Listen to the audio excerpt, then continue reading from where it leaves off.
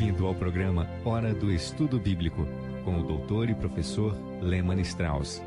Este estudo é o resultado do tempo pessoal com o Senhor, da experiência de ministério pastoral e das conferências bíblicas do Dr. Lehmann Strauss, que nos instrui e encoraja com o ensino da Palavra de Deus. Agora com você, Hora do Estudo Bíblico, na apresentação de Aurélio Campos. Pai querido, estamos diante de Ti, através do nosso Senhor Jesus Cristo, para agradecer pelo Seu grande amor, enviando o Seu Filho como nosso Salvador. Obrigado por Teu amor constante por nós. Tu és um Deus que não muda e Teu amor nunca falha. Te agradecemos, Senhor, por Tua palavra, a Bíblia, e pelo privilégio de pregar a Tua mensagem. Edifica, Senhor, e fortalece os nossos corações. Supra as nossas necessidades, as necessidades daqueles que têm passado por vales difíceis em suas vidas. Esteja com os idosos, com os jovens, com aqueles que estão enfermos. Senhor, nós pedimos por aqueles que ainda não conhecem a Cristo Jesus, que venham neste dia a conhecê-lo, a entregar suas vidas a Ele. Nós oramos em nome do Senhor Jesus. Amém. Bom, hoje vamos concluir esse pequeno estudo sobre as duas naturezas do cristão. No programa anterior, estávamos falando sobre o fato de que a nova natureza é incapaz de mudar. A imutabilidade, ou o fato de que algo não muda ou não pode mudar, pertence somente ao Criador, pertence a Deus. Tiago 1,17 diz: toda boa dádiva e todo dom perfeito vem do alto, descendo do Pai das luzes, em quem não há mudança nem sombra de variação. A natureza imutável de Deus não pode ser contestada. Deus é eterno, é espírito e, portanto, ele não muda. Quando Deus, o Espírito Santo, passa a habitar o coração de uma pessoa no momento da regeneração, a natureza de Deus não muda simplesmente por encontrar outra morada. Paulo disse em Colossenses 2,10, e estais perfeitos nele. Esta obra de Deus na vida de um crente é completa e perfeita e não pode se tornar incompleta ou imperfeita. Os propósitos de Deus na redenção não podem falhar. O novo homem, criado em justiça, permanece imutável, apesar do fato do velho homem pecar. Deus, que é o mesmo ontem, hoje e sempre, permanecerá constante até aperfeiçoar o velho homem, o que inclui o corpo. A nova perfeição será alcançada quando Cristo vier buscar os seus. 1 Tessalonicenses 5,23 diz: e o mesmo Deus de paz vos santifique em tudo, e todo o vosso espírito e alma e corpo sejam plenamente conservados irrepreensíveis para a vinda de nosso Senhor Jesus Cristo. A função da nova natureza é glorificar a Cristo.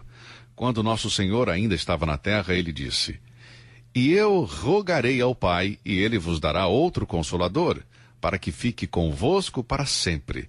Ele testificará de mim, ele me glorificará. João 14,16, 15, versículo 26 e capítulo 16, versículo 14. O Espírito Santo exalta o Filho, Jesus Cristo, nesta presente dispensação.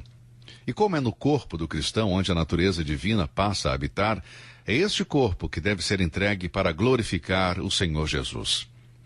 Ou não sabeis que o vosso corpo é o templo do Espírito Santo que habita em vós, proveniente de Deus, e que não sois de vós mesmos, porque fostes comprados por bom preço? Glorificai, pois, a Deus o vosso corpo e o vosso espírito, os quais pertencem a Deus. 1 Coríntios 6, versículos 19 e 20. Não somente a igreja, amigo, mas cada membro dela é um templo do Espírito Santo. Portanto, nunca devemos usar nossos corpos para hábitos profanos, mas sim consagrá-los para uma vida santa. A obra do Espírito em um Filho de Deus é glorificar a Cristo na terra diante dos olhos dos homens. O Pai exaltou o Filho no céu quando ele se sentou à sua direita, mas ele deve ser glorificado entre os homens, e este é o papel da natureza divina em cada um de nós crentes. Bem, vimos algo quanto às duas naturezas, sobre a função das duas naturezas, e agora veremos sobre o conflito entre essas duas naturezas. Entre as duas naturezas que convivem em um Filho de Deus, há um conflito, uma luta, pois elas, por natureza, se opõem uma à outra. Tendo aprendido algo sobre a função e as características de cada natureza, não é difícil perceber que elas não podem viver em paz juntas, formando parte de uma única personalidade. Elas diferem em caráter, em habilidade, em desejos e em propósitos, causando problemas, conflitos e confusão dentro de um filho de Deus. Todo cristão sabe que há uma batalha que acontece no seu interior, mas nem todo filho de Deus sabe que a palavra de Deus ensina sobre este conflito. Precisamos conhecer a doutrina e os segredos da vitória primeiramente para poder ter vitória, paz e força. Observe esta passagem que fala sobre este conflito. Gálatas 5,17 diz: porque a carne cobiça contra o espírito, e o espírito contra a carne. A palavra cobiça aqui pode ser traduzida por luta. E segue o versículo: e estes opõem-se um ao outro para que não façais o que quereis. A carne aqui é o velho homem, não regenerado, a velha natureza, enquanto o espírito é o novo homem, o homem regenerado, a natureza divina. Estas duas naturezas lutam uma contra a outra. Seus objetivos são opostos, são contrários. O homem não convertido não conhece nada sobre este conflito. Se um homem não convertido quer fazer alguma coisa, ele simplesmente faz. Se como um homem salvo, a minha velha natureza quer fazer algo errado, a minha nova natureza colocará resistência nisso. O Espírito Santo pode dizer: não, você não deve fazer isso. Por outro lado, se o Espírito Santo leva-me a usar o meu corpo para glorificar a Deus, a minha velha natureza vai resistir imediatamente. O velho homem não encontra prazer na oração, ele não encontra prazer no estudo bíblico, em testemunhar de Cristo. Todo filho de Deus sabe que a vida cristã não pode ser vivida sem luta. O próprio fato do conflito é prova consistente e suficiente de que a velha natureza não está erradicada nesta vida terrena. Se a velha natureza pudesse ser erradicada, toda a personalidade seria eliminada, pois ela é parte da natureza humana que herdamos ao nascer. O conflito entre as duas naturezas é constante e precisamos estar atentos a cada dia. Devemos esperar problemas, confusões, lutas, guerra. A carne no crente não é diferente da carne no não convertido, amigo. Esta distinção clara entre as duas naturezas é descrita por Paulo em Romanos, capítulo 7. Ali ele apresenta um retrato de sua própria luta, na qual todo crente se identifica.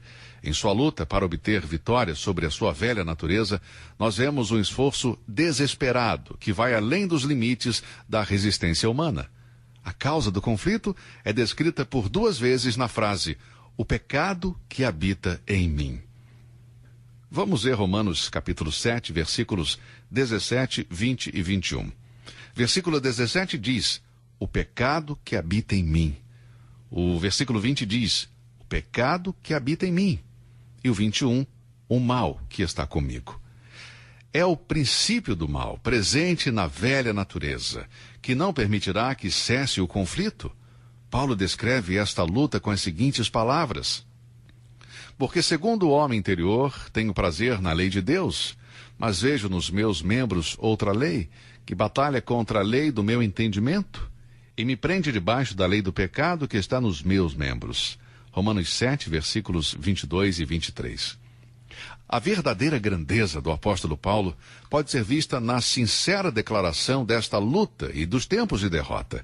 Ele conclui com uma confissão do velho homem e um grito pela libertação no versículo 24. Miserável homem que eu sou, quem me livrará do corpo desta morte? Todo cristão sincero deve admitir que existe tal conflito por sua própria experiência pessoal. Eu confesso que isso é verdade na minha vida. Miserável homem que sou, quem me livrará do corpo desta morte? Romanos 7, 24. Quantas vezes deixamos de fazer o bem que nos propusemos a fazer e vergonhosamente admitimos que o mal que não queremos fazer, esse fazemos. O novo homem sempre tem desejos bons, mas nossos membros nem sempre respondem a esses desejos. Há uma dualidade na alma do Filho de Deus, há um conflito. Fazemos algo que odiamos e então nos odiamos por ter feito aquilo. Sabermos o que é certo e enfrentarmos uma luta diante disso é uma experiência desesperadora. Eu não estou pensando apenas em pecados imorais, amigo, mas penso no orgulho, eu penso na falta de oração, a indiferença para com aqueles que precisam do Evangelho, não estudar a palavra de Deus. Lutamos para fazer essas coisas que sabemos que devemos fazer todos os dias. E a luta não termina nunca. Esta é a experiência normal de todo cristão. Portanto, se você enfrenta essa luta, saiba que você é um cristão normal. Eu questiono a honestidade do homem que diz que este conflito descrito em Romanos 7 pertence ao incrédulo e que tão logo ele recebe a Cristo como Salvador e Senhor, a luta termina. Nós, cristãos, estamos vivendo em um corpo habitado por duas naturezas que vão continuar lutando uma contra a outra. Sabe, eu me lembro de uma criança que foi disciplinada por desobedecer o seu pai e ele disse: "Papai, é muito difícil ser bom, não é verdade?" É difícil ser bom. A velha natureza não nos permitirá sermos bons sem lutar.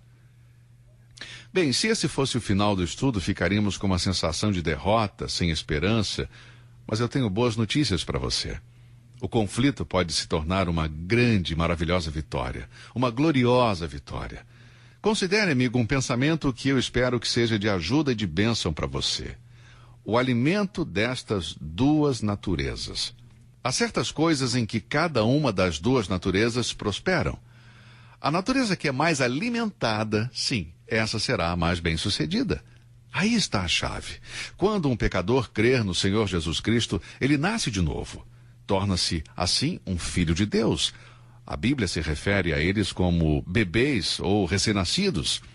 Agora, todos os recém-nascidos devem ter uma alimentação adequada para os seus corpos crescerem fortes e saudáveis. Você que é pai, você que é mãe sabe disso. Você quer dar sempre o melhor, o alimento mais apropriado para o seu filho crescer saudável.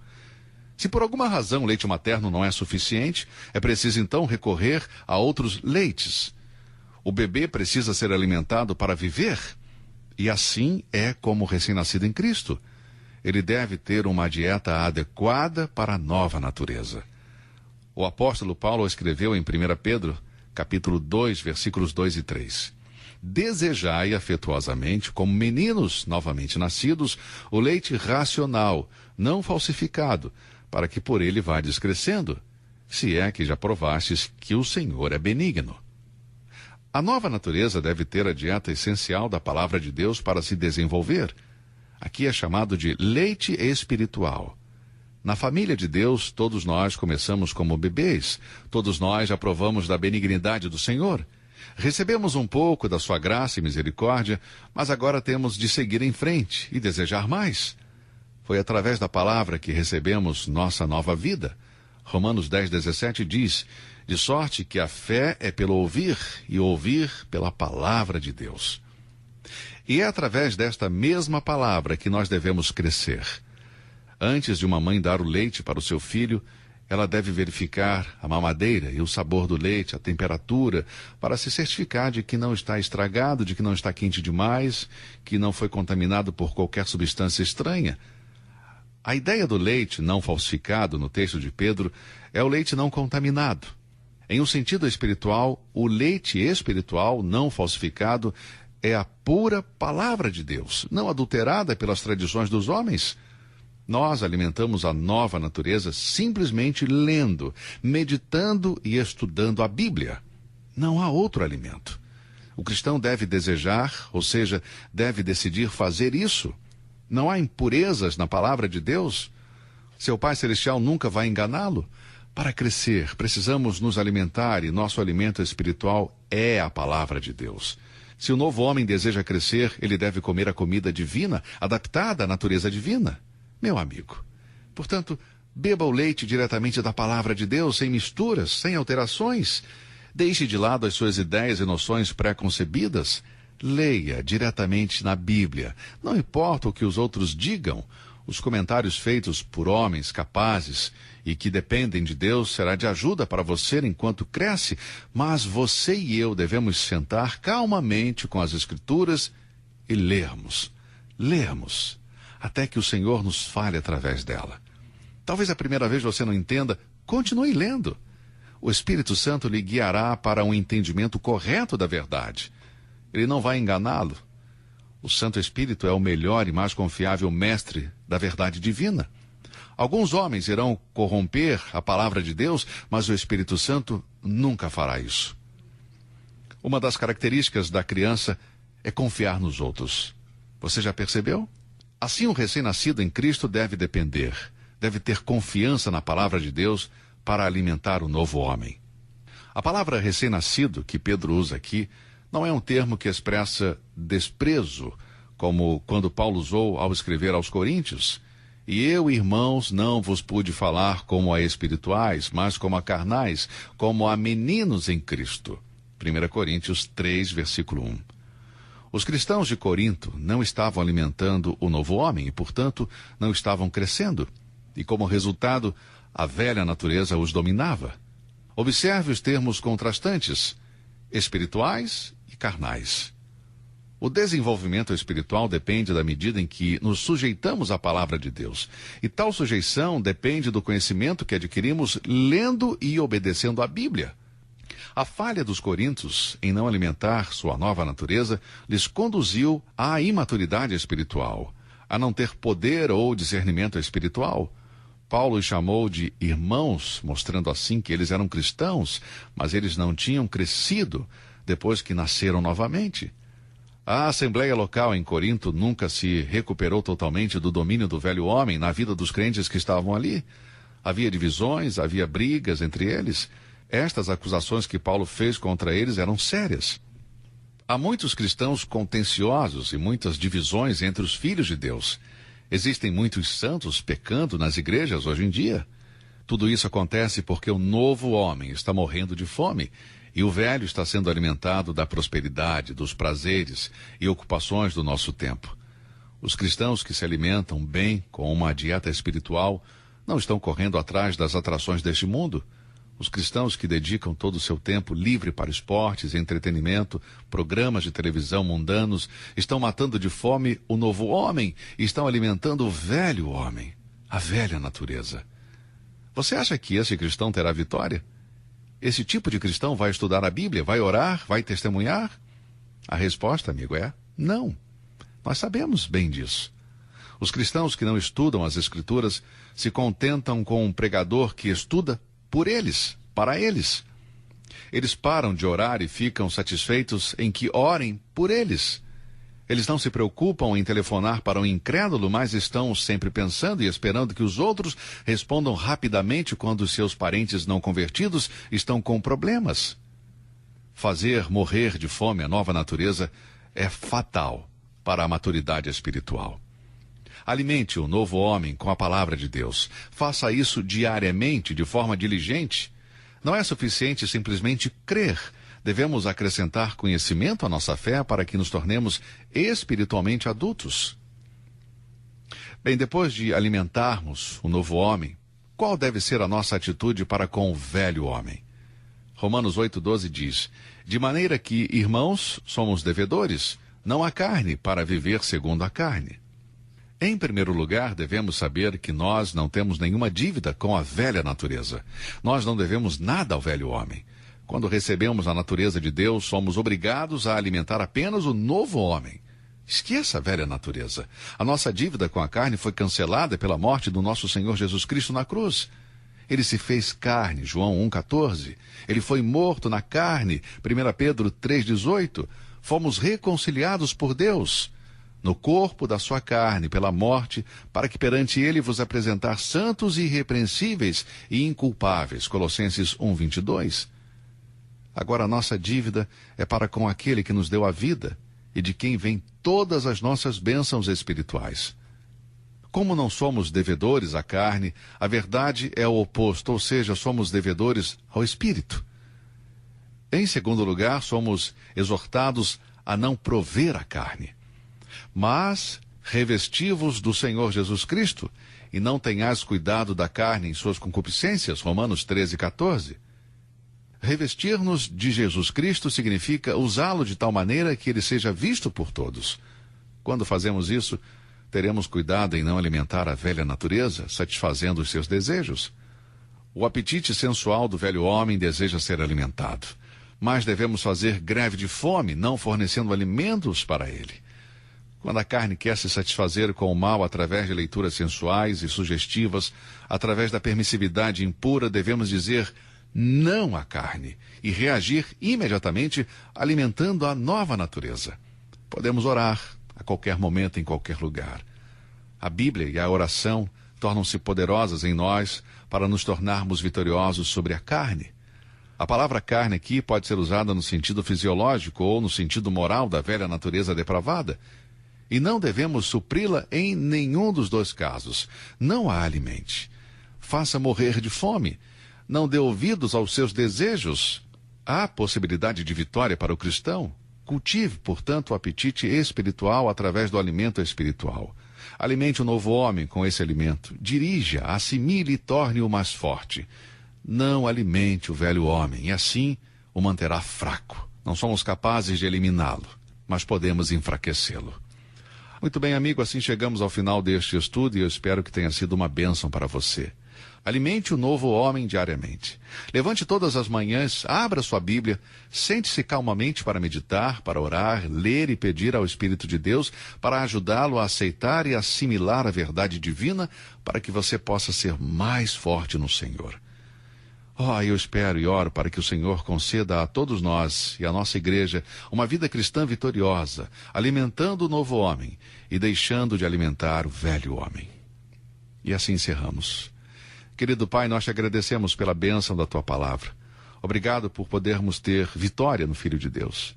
Te agradecemos por nos dar o Espírito Santo, fazendo-nos participantes da Tua própria natureza. Senhor, sabemos que não seremos perfeitos até o Senhor Jesus voltar.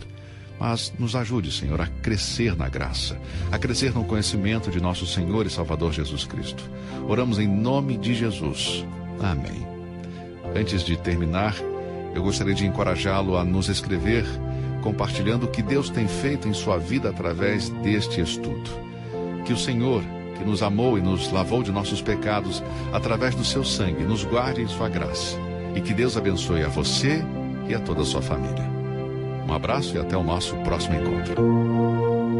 Você ouviu Hora do Estudo Bíblico com o professor e doutor Lehmann Strauss, na apresentação de Aurélio Campos. Se você deseja ouvir novamente esta mensagem, visite a nossa página na internet www.bbnradio.org. Fica o convite para você nos acompanhar amanhã, neste mesmo horário, aqui na BBN. Hora do Estudo Bíblico é uma produção da BBN.